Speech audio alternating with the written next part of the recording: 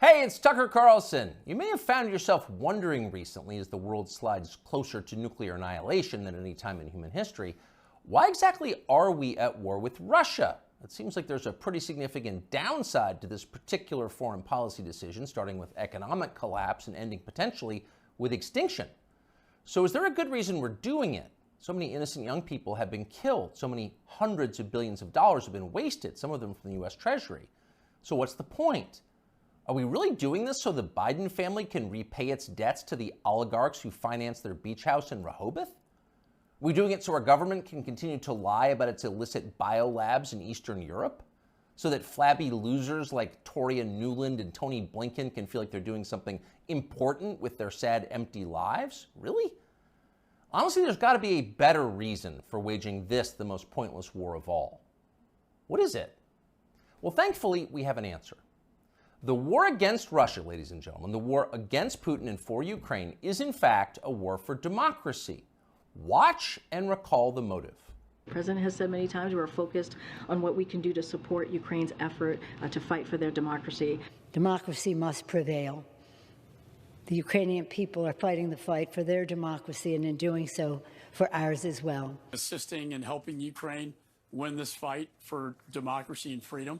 And of course, Ukrainian President Zelensky understands that what's at stake in Ukraine is bigger than just his nation. It is literally a battle for freedom and democracy themselves. They are showing the world what an existential fight for democracy looks like. President Zelensky and the Ukrainians have changed the course of history for the better, and we unequivocally are with the Ukrainian people in their fight to remain a sovereign democracy. Unequivocally with the Ukrainian people to remain a democracy. It's a bipartisan view. Democracy must prevail. You just heard noted democracy expert Nancy Pelosi say, the daughter of the mobbed-up mayor of Baltimore. As Pelosi puts it, the Ukrainian people are fighting the fight for their democracy and for ours as well. That's right, for ours as well. Without Ukrainian democracy, in other words, we can have no democracy here. If the Ukrainians aren't free, neither are we. We must make sure they can vote in Kiev so we can continue to vote in Kansas City. It's really that simple. And yet tonight, we regret to tell you that we have a problem. It looks like they're not going to be able to vote in Kiev anymore. And no, for once, it's not Putin's fault. Democracy in Ukraine seems to be suspended by the world's foremost democracy advocate himself, Field Marshal Zelensky. Watch this. Чи будуть в Україні наступного року вибори? Це ж питання глобальне. І якщо ми переможемо, то будуть. Значить, не буде військового часу, не буде війни. А вибори повинні проходити у мирний час, коли немає війни, згідно законодавства. So when you have an election, well, he says if we win, we'll let people vote. Otherwise, no. You vote when we feel like it, because ultimately we're completely in charge and make all the rules. Your job is to obey or be punished. That's our version of self-government. Self means me. I'm the government. Now, that's not just any autocrat. That's our chief ally in the war for democracy. This is the guy who just announced he's likely to cancel next year's elections. So you've got to wonder what the Biden administration thinks of this. We can't possibly continue to support Zelensky, that guy, after he said that, can we? Because in a clip less than 30 seconds long, he just blew up our entire rationale for supporting his side in the war. So we can't support him. Oh, of course we can. And we will. Here's Joe Biden from yesterday reaffirming America's unequivocal support for Ukraine. No matter what happened in Russia, we, the United States, will continue to support Ukraine's defense and its sovereignty and its territorial integrity. So to recap, we are currently fighting a war for democracy on behalf of a leader who just casually announced he's happy to end democracy, and our democracy-supporting leaders have no problem with that. In fact, they're strongly for it. Shocked? You shouldn't be. Of course they're for it. You should have seen this coming. Wars for democracy always cancel democracy in the process. That's why our leaders love them. And they all do it, even the virtuous leaders. Abraham Lincoln suspended habeas corpus. The British government under Winston Churchill threw an entire opposition party into prison and let them rot for the duration, in some cases with their families. So in a war for democracy, you can do anything. Imagine what a man might do who has fewer principles. If that man, say, ran Ukraine, he might seize churches, arrest priests, ban all criticism of himself, disappear his political opponents. And that's happening. Just last month, Zelensky threw a man called Gonzalo Lira into prison indefinitely for the crime of daring to write about the Ukrainian government in unflattering ways. Now, what's interesting, what separates this from other such cases, is that Lira is an American citizen. So Joe Biden, who is quite a bit of SWAT, as they say in Ukraine, could have freed Gonzalo Lira within hours. But he didn't. He didn't want to. He didn't say a word about it. He remains in prison tonight. So that makes you wonder, what's the real motive here? When normal people see war, they see death and destruction, sadness and suffering. But that's not what demagogues see. They understand it differently. They know that war means power, mostly for them. During wartime, everything they do can be justified. War is the gravest of all emergencies. Imagine the COVID lockdowns times 1,000 plus drones. Once war breaks out, politicians become gods with the power of life and death. So in a peaceful democracy, you have to debate your political opponents in public, and that's tiresome. But in a war for democracy, you can just throw them in jail or have them executed. You can see that many in Washington are looking forward to that moment.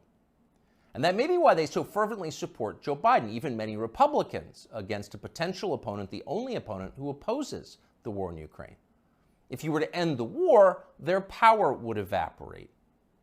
Last week, a whistleblower produced WhatsApp messages from Hunter Biden proving that, at the very least, his father knew about his influence peddling businesses abroad and probably participated in them. Quote, "I'm sitting here with my father," Hunter Biden wrote to his Chinese partners demanding money. As much as anything reported about the Bidens over the last several years, this was the smoking gun. There it is, right there, in the message. That would have been enough to cripple a normal president. It would have been more than enough to keep a normal president from running for office again. But it had virtually no effect on Joe Biden. Most media outlets ignored it completely or tried to spin Biden's relationship with his son as some kind of moral victory.